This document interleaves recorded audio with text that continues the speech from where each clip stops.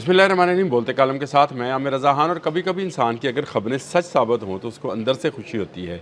दो ख़बरें जो कि मैं दे चुका था, दोनों सच साबित हुई, दोनों के प्रूफ आ गए और उसके बाद से शोर मचा पड़ा है। पहली ख़बर तो नेतन्याहू को पड़ने वाली गालियाँ हैं। आपको याद है 2 हफ़्ते पहले मैंने एक टेलीफ़ोन कॉल का ज़िक्र किया था। अभी भी आप मेरा व्लॉग उठाएँ, उसमें से देख लें। दूसरी ख़बर पाकिस्तान में मिलने वाली तेल और गैस है। इस पर मैं अपना आने वाला व्लॉग करने जा रहा हूँ, जिसकी अब हुकूमती सतह पर तस्दीक आ रही है। परसों भी कल से छोड़ के परसों वाले दिन भी एक बुज़ुर्ग ने मुझसे नमाज़ पढ़ने के बाद पूछा, क्या वाक़ई तेल निकल रहा है? तो मैंने उनसे कहा कि तेल भी है, गैस भी है, लेकिन कहाँ है, कितना फ़ायदा होगा। अब गवर्नमेंट ने इसके दादोशुमार जारी कर दिए। आने वाला व्लॉग इस पर करूँगा, लेकिन अभी नेतन्याहू को पड़ने वाली गालियाँ है। एक्सोस ने ये इस ख़बर को ब्रेक किया और उसने जो है लिखा कि डोनाल्ड ट्रंप ने टेलीफोन कॉल पर नेतन्याहू को FU किंग, अब इसको आप खुद ही जोड़ लीजिएगा, कहकर कहा कि तुम पागल हो, यू आर क्रेज़ी, और अगर मैं ना होता तो तुम जेल में होते। जिस तरह के जराइम वो कर रहा है और जिस तरह के जराइम वो करने जा रहा था, जिससे डोनाल्ड ट्रंप ने उसको रोका है, मेरा ख़्याल है ये बड़ी ख़बर है। और मैं इससे पहले डोनाल्ड ट्रंप और नेतन्याहू के अख्तिलाफ़ात का बता चुका हूँ। याद कीजिए मेरी वो रिपोर्ट जो मैंने आपको किया था कि CIA को जो है गुमराह किया मोसाद ने, और मोसाद ने ये कहा था कि ईरान के अंदर सिर्फ 2 दिन की बमबारी से ही पूरी ईरानी रजीम जो है वो तब्दील हो जाएगी, लोग सड़कों पे आ जाएंगे, लोग पहले ही तंग हैं इनसे। कुछ ना हुआ और ईरानी एकदम से इकट्ठे हो गए। ये भी मैंने बताया था कि ये ईरानी एक गोली चलने के बाद आपको इनमें कोई डिवीज़न नज़र नहीं आएगी। आज के दिन तक कोई डिवीज़न नहीं है। इख्तलाफात होंगे पासदारान इनकलाब के सियासी लोगों से, सियासत वालों के पासदारान इनकलाब से, लेकिन इसमें कोई शक नहीं है कि दोनों ही मुखलस हैं ईरान के साथ, और दोनों चाहते हैं कि ईरान का दिफा किया जाए और ईरान का न्यूक्लियर जो है ना दिया जाए। नेतन्याहू अब ये जंग बंद नहीं होने देते थे। मैंने इस पर भी कहा था कि नेतन्याहू जब भी मुज़ाकरात का दौर चलता है लेबनान में हमले तेज़ कर देते हैं, और अब उन्होंने जब मुज़ाकरात के बिल्कुल करीब पहुँचे तो लेबनान पर हमले तेज़ किए। ईरान ने इस पर जो है मुज़ाकरात से इनकार कर दिया और पैगाम रसानी का जो सिलसिला था गौल अब्बास अराग़ची के, वो हमने ख़त्म कर दिया है, क्योंकि लेबनान पर जुल्म हो रहा है। बेरूत की तरफ जो है IDF जो है, इसराइली डिफेंस फोर्सेस जो हैं, उन्होंने पेश कदमी शुरू कर दी थी, जिस पर डोनाल्ड ट्रंप काफ़ी बरहम हुए। उन्होंने 45 दिन के लिए सीज़ फायर कर रखा था। इसके बावजूद जंग वहाँ पर जारी थी। एक तरफ से हिजबुल्लाह रॉकेट बरसा रहा था और अपने जो उसके केबल ड्रोन्स थे उनके ज़रिए, फाइबर नेट जो के ज़रिए चलते हैं, उनके ज़रिए जो है वो हमले कर रहा था। और दूसरी तरफ से IDF जो है मुसलसल पेशकदमी कर रहे थे। ऐलानात किए जा रहे थे कि जनूबी लेबनान को खाली किया जाए।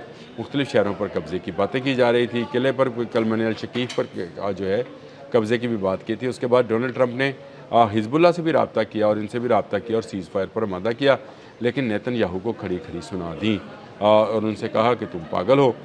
साथ में जो गाली है वो मैंने आपको शुरू में बता दिया, FU लिख के उसके आगे किंग लिखिए, गाली बन जाती है। वो गाली जो है वो उसने उनको कई एक्सोस के मुताबिक है, ये गाली कही गई। RT ने भी इसको रिपोर्ट किया है और उसने जो है ये एक ऐसी ख़बर है जिसने पूरी दुनिया को खिला कर रख दिया। सारी दुनिया मेरे समेत यही समझती रही कि डोनाल्ड ट्रंप एप्स्टीन फ़ाइल से जो हैं खौफज़दा हैं, और एप्स्टीन फ़ाइल आने के बाद वो ब्लैकमेल हो रहे हैं। उनके जो फाइल्स हैं वो सामने इसलिए नहीं आ रही कि उनसे कहा गया कि आप ईरान पर हमला करो, उन्होंने ईरान पर हमला कर दिया।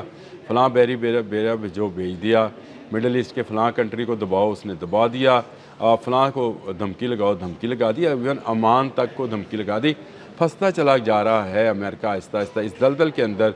आपने हमज़ उसके लिए मौत का सामान बनती चली जा रही है, और इसकी वाहिद वजह नेतन्याहू की यहूदी सेहूनी सोच और ग्रेटर इसराइल का प्लान है, जिस पर वो अमल दरामद करना चाहता है। अक्टूबर में उसके इलेक्शंस हैं।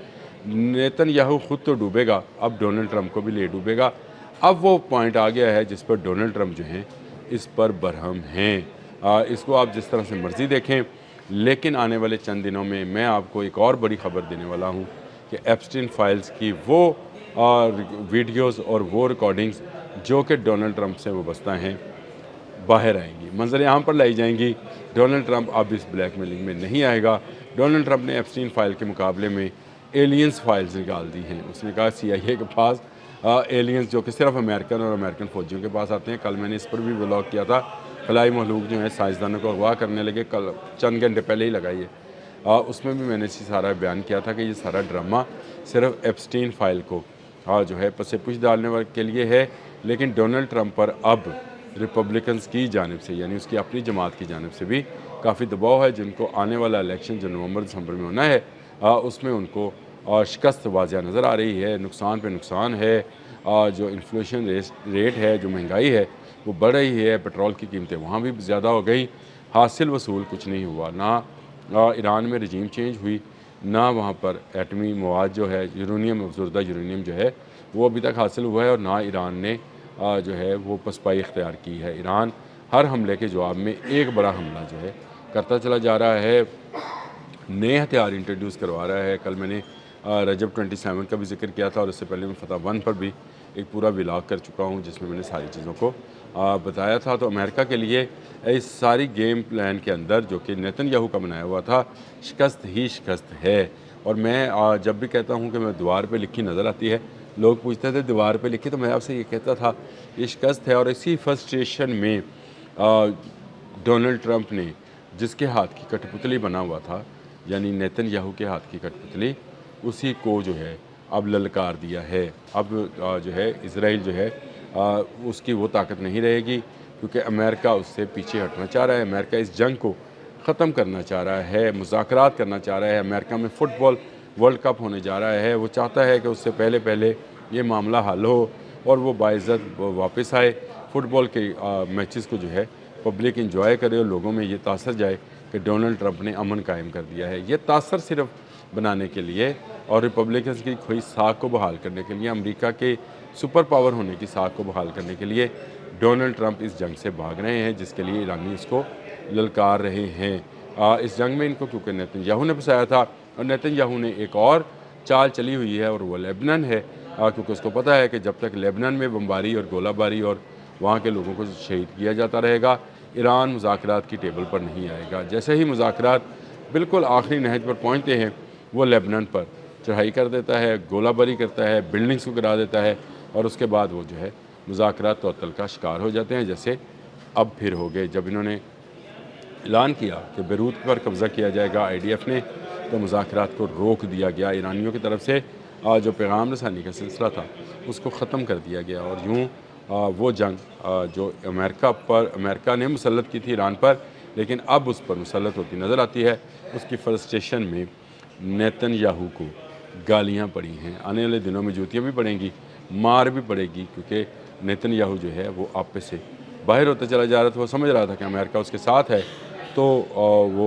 دنیا کو فتح کر سکتا ہے، لیکن اور بھی بہت ساری طاقتیں ہیں۔ اللہ پاک نے بہت ساری قوموں کو بہت ساری طاقت دے رکھی ہے، اور ان میں سے ایک طاقت جو ہے جذبہ شہادت بھی ہے، جو ایرانیوں کے پاس ہے۔